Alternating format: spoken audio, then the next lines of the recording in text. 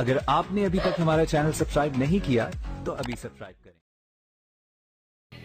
मेरे नबी हुजूर सल्लल्लाहु ताला अलैहि वसल्लम दुआ के हवाले से इरशाद फरमाते हैं, लोगों दुआ किया करो, दुआ किया करो और ये सोच कर के यार दुआएं कबूल नहीं होती, दुआ मत करो, ऐसा करना नहीं है।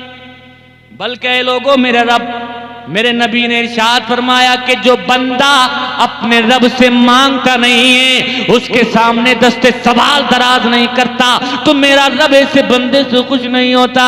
ऐ लोगों मेरे रब ने तो यहां तक फरमाया, उजीबु दावत दाई इज़ा दान फलयस्तजीबू ली वलियुमिनू बी लअल्लहुम यरशुदून। ऐ लोगों रब तबारक व तआला इरशाद फरमाता है कि मैं दुआ करने वाले की दुआ को कबूल करता हूं जब वो मुझसे दुआ करता है।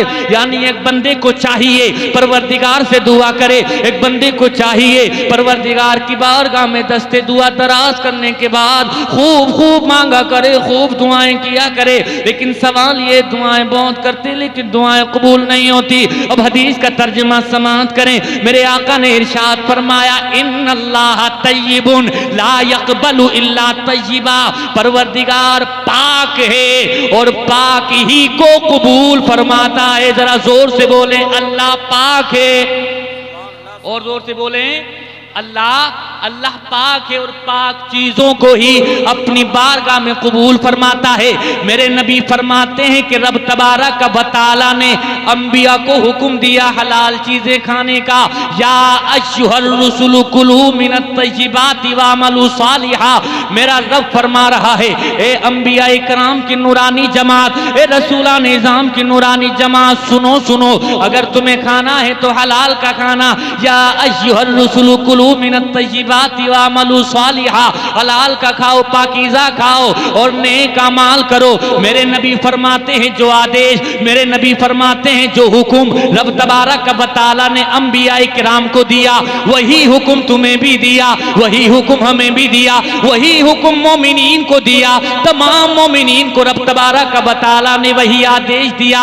मेरा मौला फरमाता है, या अय्युहल्लज़ीना आमनू कुलू मिन तय्यिबाति मा रज़क़नाकुम। ए ईमान वालो, वो पाकीज़ा और हलाल जो हमने तुम्हें अता फरमाया है सिर्फ वही खाना, यानी हलाल के करीब जाना, हराम के करीब भी मत जाना।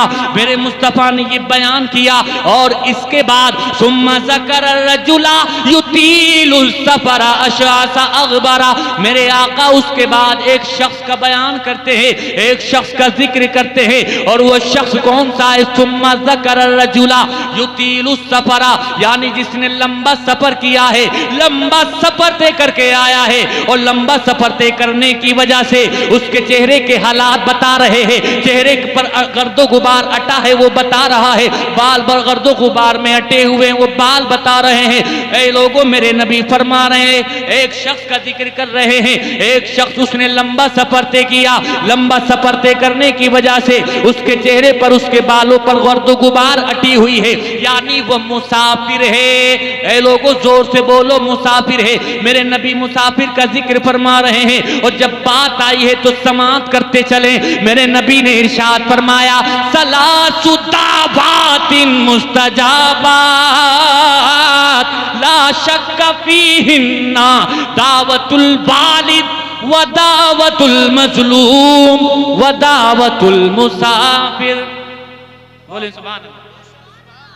मेरे नबी ने फरमाया, तीन लोगों की दुआ कभी भी रद्द नहीं।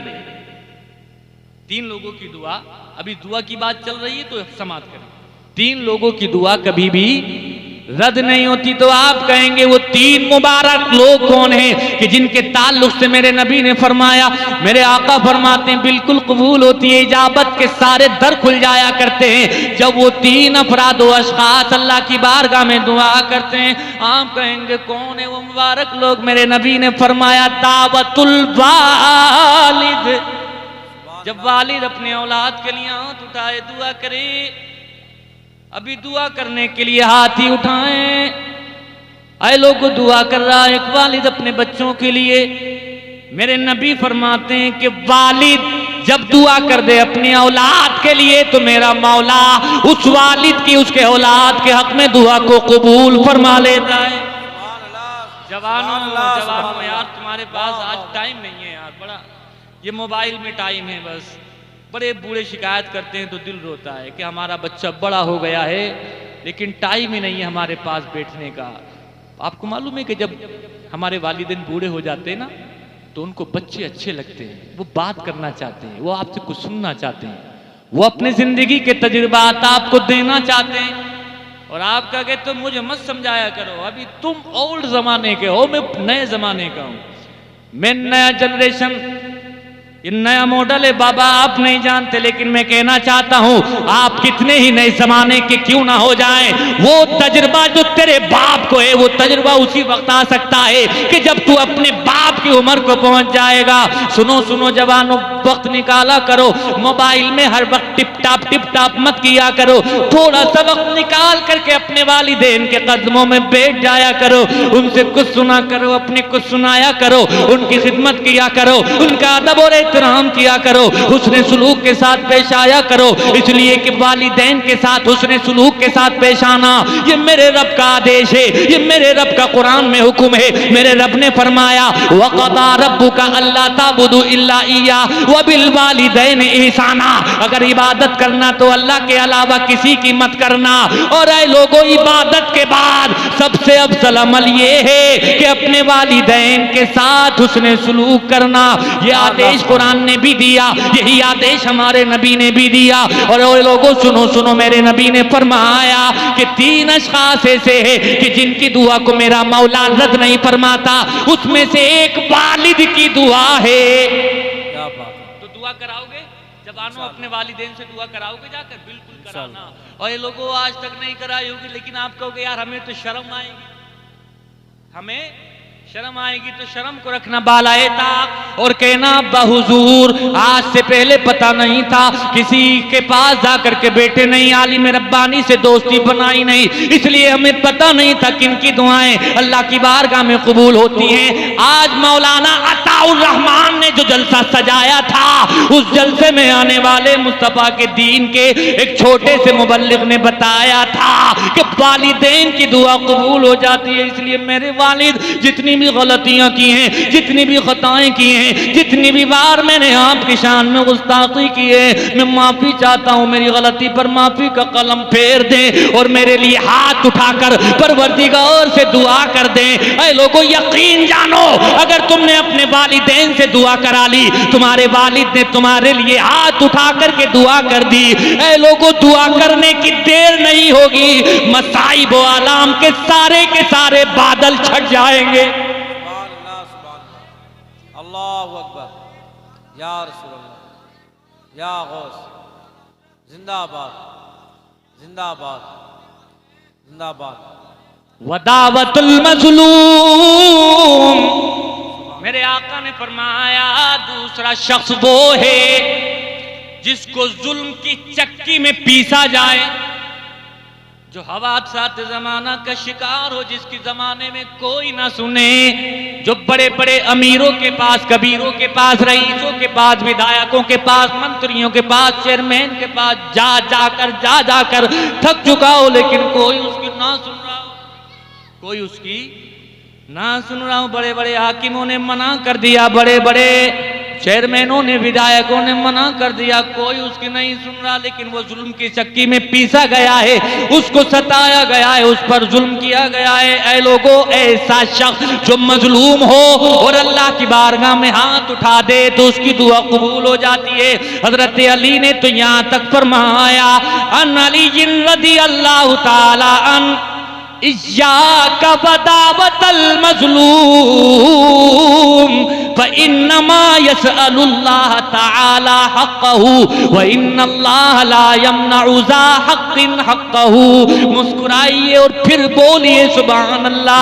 हज़रत अली रिवायत करते हैं, ऐ लोगों, मज़लूम की बद्दुआ से बचना, इसलिए कि मज़लूम रब तबारक व तआला से इंसाफ मांग रहा होता है, रब तबारक व तआला से अदल की भीख मांग रहा होता है। दुनिया के बड़े बड़े हाकिम, दुनिया के बादशाह, दुनिया के जज उसको इंसाफ देना दें, लेकिन मेरा रब इतना महान है, मेरा रब इतना बड़ा है, मेरा रब इतनी बड़ी शान का मालिक है कि जिसको इंसाफ दुनिया के लोग दें या ना दें, लेकिन मेरा मौला जब उससे इंसाफ के लिए गुहार लगाई जाती है परवरदिगार की बारगाह में, जब इंसाफ के लिए कोई रो रो करके गिड़गिड़ा करके दुआएं किया करता है, तो मेरा रब फरमाता है, ए मेरे फरिश्तों गवाह हो जाओ, इस मजलूम की दुआ को मैंने कबूल कर लिया है। ऐ लोगों, इधर वो दुआ कर रहा है और उधर इजाबत के सारे दर खुल रहे हैं। अवाम की जबान में इसको यूं कहते हैं कि मजलूम की आह से बचो। अवाम में भी कहा जाता है इसलिए कि मजलूम की आह अल्लाह का अर्श हिला दिया करती है। तीसरा शख्स जिसको मेरे नबी ने फरमाया वो कि जिसकी दुआ कबूल होती है, सुनिए मेरे नबी फरमाते हैं वदावतुल मुसाफिर। तीसरा मुसाफिर है, यानी वो मुसाफिर जो सफर करके आया और वो अल्लाह से दुआ करे तो मेरा रब दुआ कबूल कर लेता है। इसलिए जो भी मुसाफिर हुआ करे उससे अपने लिए दुआएं कराया करो। अब मुसाफिर है, मेरे नबी ने फरमाया कि मुसाफिर की दुआ कबूल होती है। लंबा सफर दे करके आया है, परवरदिगार की बारगाह में हाथ उठा रहा है, अल्लाह से मांग रहा है। कौन? मेरा मौला, वही परवरदिगार कि जिसके ताल्लुक से हदीस में आया, मेरे नबी फरमाते हैं इन्ना रब्बकुम हय्युन करीमुन यस्तहयी मिन अब्दिही इज़ा रफ़ा इलैहि यदहु अन यरुद्दहुमा सिफ़रन खाइबतैन। यानी मेरा मौला जब उसके बारगाह में कोई दस्ते सवाल दराज करता है, अल्लाह से मांग रहा होता है, अल्लाह तबारक व तआला की बारगाह में दुआएं कर रहा होता है, मेरा रब फरिश्तों से फरमाता है मेरे इस बंदे ने ये सोच कर हाथ उठाए हैं, अगर मैं ना सुनूंगा तो कौन सुनेगा? अगर मैं इसके खाली दामन को गोहरे मुराद से आबाद ना करूंगा तो मेरे अलावा इसके खाली दामन को गोहरे मुराद से कौन आबाद करेगा? अगर ये मेरे दर पे ना जाएगा तो किसके दर पर जाएगा? अगर इसको मेरे दर से धुतकार दिया जाएगा, अगर इसको मेरे दर से लौटा दिया जाएगा, अगर इसको मेरे दर से खाली वापस कर दिया जाएगा तो फिर किसके दर पर जाएगा? नहीं नहीं, मेरा मौला फरमाता है ए फरिश्तों, मुझे हया आती है जब मेरा कोई बंदा मेरे सामने हाथ फैलाता है मैं उसके दामन को ऐसी खाली लौटा दूं। यानी मेरे परवरदिगार की शान ये कि खाली दामन वाले भी जब दुआएं किया करते, मेरा रब उनके खाली दामनों को भी गोहरे मुराद से आबाद फरमा देता है। सुभान अल्लाह, माशाअल्लाह। भाइयों, अल्लाह से मांग रहा है, मुसाफिर है, अल्लाह से मांगने वाला दुआएं कबूल हो रही है, मुसाफिर है उसकी भी दुआएं कबूल हो रही है। लेकिन ऐ लोगों, उसने हाथ उठा दिए, सुम्मा ज़कर रजुला युतीलु सफरा अशअसा यमुद्दु यदैहि इलस्समा, आसमान की जानिब हाथ उठा दिए और कह रहा है या रब या रब या रब या रब। अल्लाह तबारक व तआला से फरियाद कर रहा है, मांग रहा है दुआएं या रब। लेकिन मेरे आका फरमाते हैं उसकी दुआ बाबे इजाबत से जाकर के नहीं टकरा रही है, उसकी कोई दुआ रब तबारक व तआला कबूल नहीं फरमा रहा है। अब आपको हैरत होगी, मुसाफिर की दुआ कबूल होती है तो इसकी दुआ कबूल क्यों नहीं हो रही? मेरा परवरदिगार दुआएं कबूल कर रहा है लेकिन इसकी दुआएं कबूल क्यों नहीं कर रहा? तो सुनिए, मेरे आका आगे हदीस में इरशाद फरमाते हैं इसकी दुआ को इसलिए कबूल नहीं किया जाएगा, मतअमुहु हराम, मलबसुहु हराम, मशरबुहु हराम, व गुज़िया बिल हराम, फअन्ना युस्तजाबु ला। मेरे आका फरमाते हैं इसकी दुआ इसलिए कबूल नहीं होगी, इसलिए खाना जो खाया है वो हराम का खाया है, पानी जो पिया है वो हराम का पिया है, इसके जिस्म पर जो लिबास है वो हराम का है और हराम की ग़िज़ा से इसकी नशो नुमा हुई है, इसकी दुआ अल्लाह कभी कबूल नहीं फरमाएगा। बात समझ में आ गई कि अगर हराम का खाया जाएगा या हराम का पिया जाएगा तो दुआ कबूल नहीं। नारे तकबीर, नारे रिसालत, नारे गौस। मेरे आका ने फरमाया इसकी दुआ इसलिए कबूल नहीं हो रही है, इसलिए कि इसने जो खाना खाया है हराम का खाया है, जो पानी पिया है हराम का पिया है। एक बात कहूं, कह दूं, इजाजत है? मेरे नबी हजरत आयशा फरमाती हैं रई तो हिलाल सुम्मा रअयतु हिलालन आखर, हम एक चांद देखते, एक महीने के बाद जब दूसरा महीना आता हम दूसरा चांद देखते, लेकिन हालत ये होती कि हमारे घर का चूल्हा तक नहीं जलता था। इसका मतलब ये चूल्हा जलना किनाया है खाना पकने से। जब चूल्हा नहीं जलेगा तो खाना कैसे बनेगा? अब जब खाना नहीं बनेगा तो भूख में खाया पिया क्या जाएगा? एक महीना हो गया, हजरत आयशा कहती हैं राई तो हिलाल सुम्मा राई तो हिलाल आखर, एक महीना हो गया लेकिन लोगों हमारे घर का चूल्हा नहीं जला। किसी ने पूछा हमारी माँ तो प्रिय तो बताओ कि घर का गुजर कैसे होता था?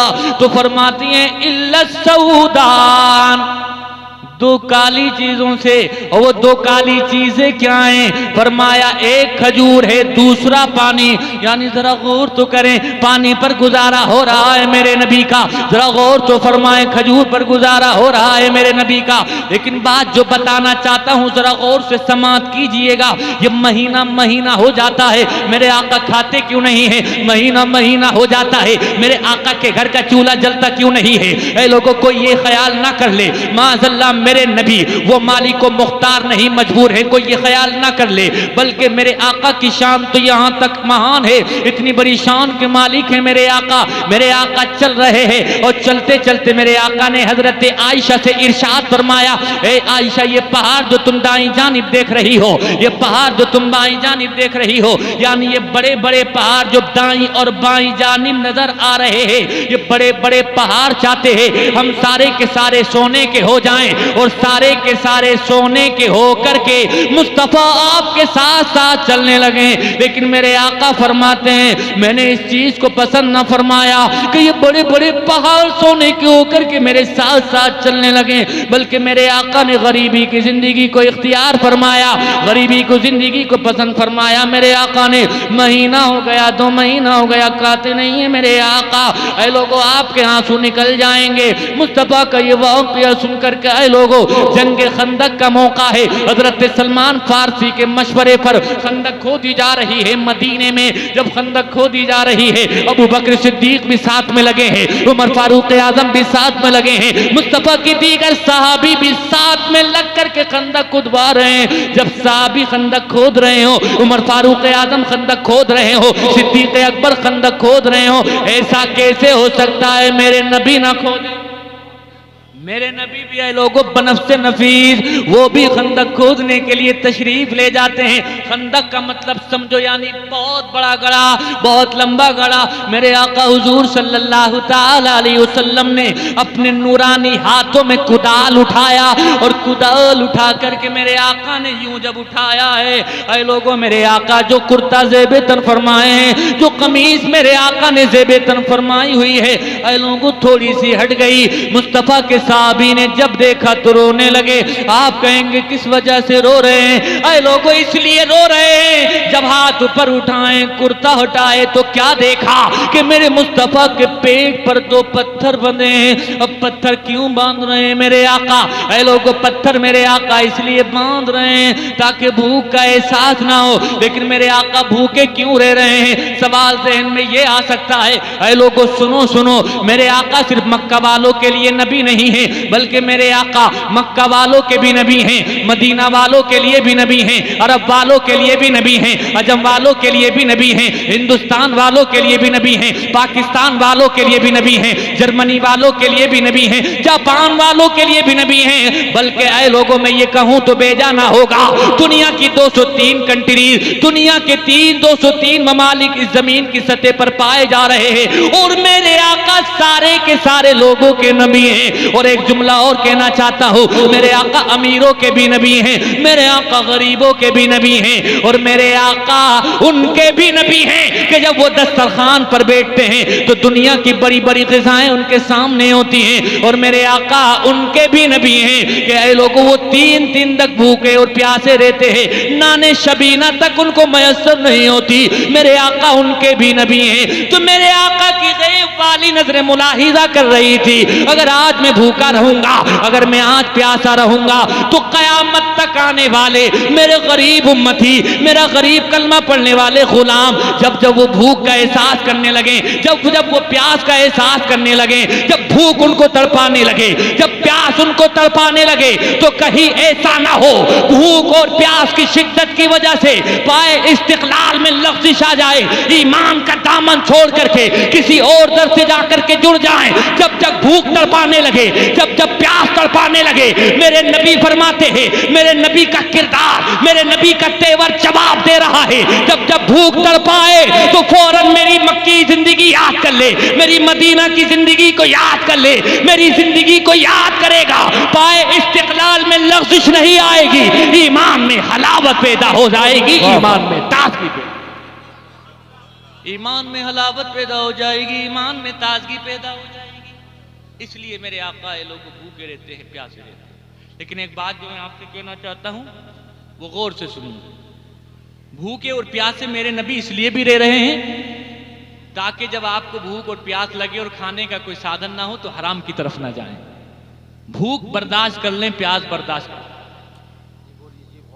भूख बर्दाश्त कर लें, प्यास बर्दाश्त कर लें, लेकिन हराम के करीब ना जाएं। एक जुमला। दूसरा जुमला मैंने क्या कहा, दुआएं कबूल क्यों नहीं होती? दूसरी बात यह है, मेरे नबी ने फरमाया, इन्नल्लाह ला यस्तजीबु दुआ कौमिन यल्बसूनल खलखाला निसाअहुम। मेरे नबी ने फरमाया, रब तबारक व तआला ऐसे कौम की मर्दों की दुआएं कबूल नहीं करता कि जो अपनी औरतों को बजने वाली पाज़े पहनाते हैं। आसान लफ्जों में कह दूं तो इस तरह से कह दूं, रब तबारक व तआला उस कौम के मर्दों की दुआओं को रद्द फरमा देता है कि जिनकी औरतें बेपर्दा हो जाती हैं। यानी बात समझ में आ गई मुस्तफ़ा के फरमान की रोशनी में कि जब हमारे समाज की औरतें बेपर्दा होंगी, जब हमारी बेटी बेपरवाह होगी, जब हमारी बीवी बेपर्दा होगी, तो दुआएं रब तबारक व तआला की बारगाह में कबूल ना होंगी। मेरे नबी ने यही फरमाया, रब तबारक व तआला उस कौम की दुआएं कबूल नहीं फरमाता कि जिस कौम की औरतें बेपर्दा हो जाती हैं। इस बात पर भी हमें ख्याल करना होगा।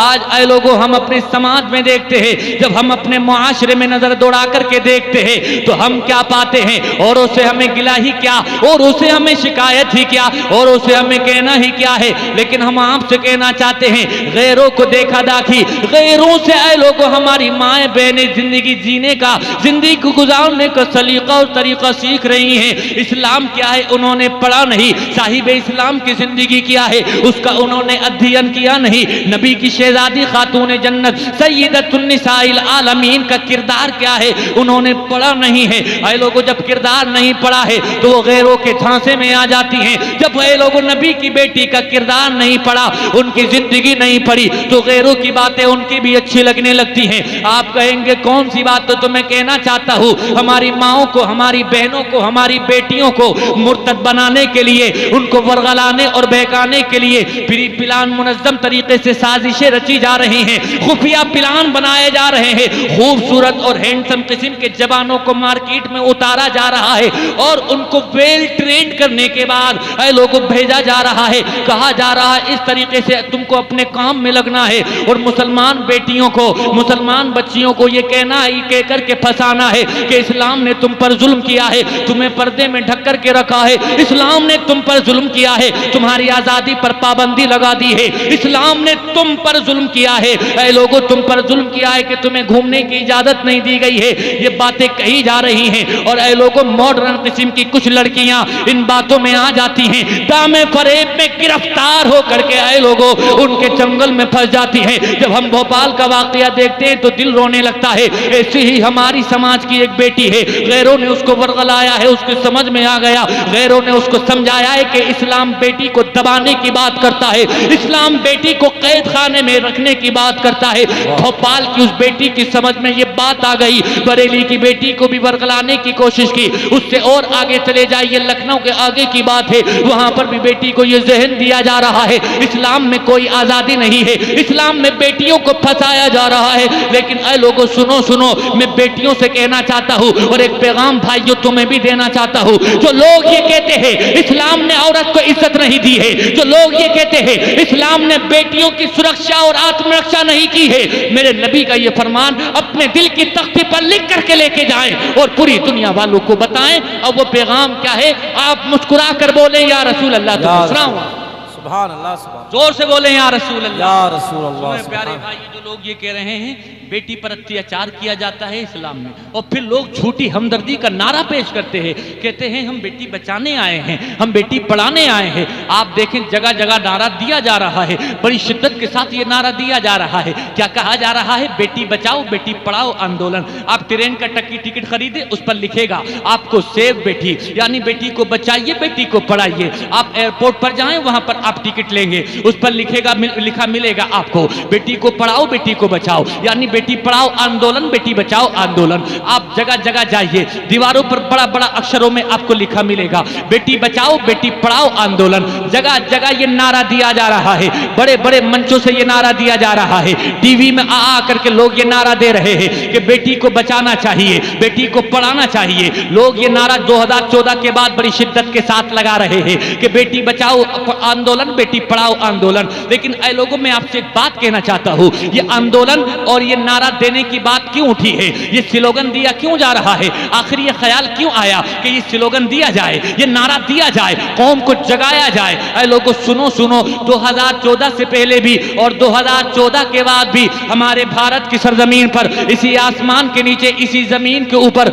एक बहुत तेजी के साथ वबा फैलने लगी। वो वबा ये है कि माँ के पेट के अंदर अल्ट्रासाउंड के जरिए से पता लगा करके अगर बेटा है तो जीने का अधिकार दे दिया जाता है, अगर बेटी है तो उसकी सांसें छीन ली जाती है, यानी उसका एबॉर्शन करा दिया जाता है। जब देखा है कि बेटियां कम होने लगी हैं तो गवर्नमेंट को फिक्र हुई है अगर इसी तरह से बेटियां कम होने लगी तो खतरात के बादल सर पर मंडराने लगेंगे। तो कहा नारा दिया जाना चाहिए, कहा जागरूकता अभियान चलाया जाना चाहिए। कहा वो जागरूकता अभियान कैसा होगा? जब कहा हम बताते हैं अभियान कैसा होगा। अभियान ऐसा होगा, बसों पर लिखवा दिया जाए बेटी पढ़ाओ आंदोलन।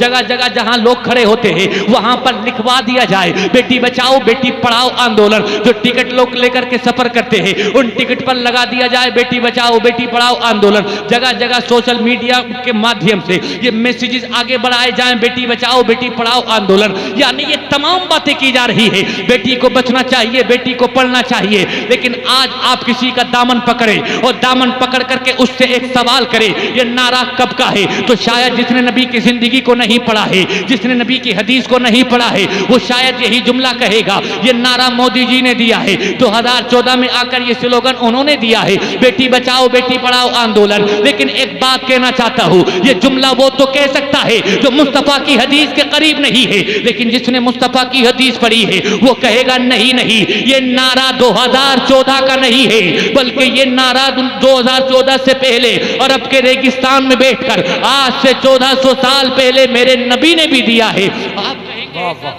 आप कहेंगे ऐसा नारा, मैं कहूंगा हाँ ऐसा नारा। सुनिए, आप मुस्कुरा करके कहिए सुभान अल्लाह, और जोर से कहिए सुभान अल्लाह। सुनिए कैसा नारा। ऐ लोगों, अरब की जमीन आपने देखी नहीं, उस जमीन पर, इस जमीन पर आज बेटियों को क्या मारा जाएगा? मेरे नबी जिस समाज में आकर के आंखें खोल रहे हैं, आपको मालूम है उस समाज में बेटी को दबा दिया जाता था। आपको मालूम है उस समाज में एक बाप अपने हाथ से अपनी बेटी का गला दबा दिया करता था, एक माँ की गोद से बेटी को छीन करके लेके जाता था, अपने हाथ से गड़ा खोदता, अपने हाथ से मनो मिट्टी के नीचे अपनी बेटी को दबा दिया करता था। बेटियां सिसक रही थी, बच्चियां दुआएं कर रही थी, बच्चियां इल्तिजाएं कर रही थी, परवरदिगार को ऐसा भेज दे जो इन जालिम बापों के दिलों में हमारे लिए रहम पैदा कर दे। यानी जरा देखो तो सही, आज जब बच्ची पैदा होती है तो बच्ची को दबाया नहीं जाता है, आज जब बच्ची पैदा होती है तो बच्ची को मारा नहीं जाता है। लेकिन अरब का समाज कितना अल्लड़ समाज था, वो कितना जाहिल और गवाह समाज था वो, कि जब बच्ची पैदा होती थी, मेरा कुरान कहता है वइज़ा बुश्शिरा अहदुहुम बिल उन्सा ज़ल्ला वजहुहु मुस्वद्दन व हुवा कज़ीब। जब किसी के यहाँ बेटी का जन्म हुआ करता था, जब किसी के यहाँ आकर के बेटी आंखें खोल लिया करती थी, वइज़ा बुश्शिरा अहदुहुम बिल उन्सा ज़ल्ला वजहुहु मुस्वद्दन व हुवा कज़ीब, तो बाप का चेहरा काला हो जाया करता था, यानी बाप गुस्से में काला है, बाप का चेहरा गुस्से में काला पड़ गया है, वो घर से बाहर चला जाता था, पूरा पूरा दिन अपने घर नहीं आता, पूरा पूरा दिन अपने घर नहीं पलटता।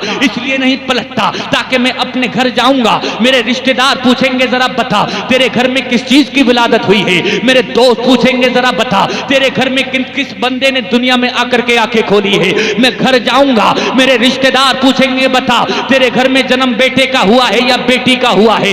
इस खौफ से एक बाप पूरे पूरे दिन अपने घर से दूर रहा करता था और गुस्से से उसका चेहरा काला हो जाया करता था। बात यहीं पर खत्म नहीं होती है, बहुत सारे जालिम बाप तो ऐसे भी होते हैं, माँ की गोद से उसी वक्त बच्ची को उठा लिया करते थे और अपने हाथ से उसको मनो मिट्टी के नीचे दाब दिया करते थे।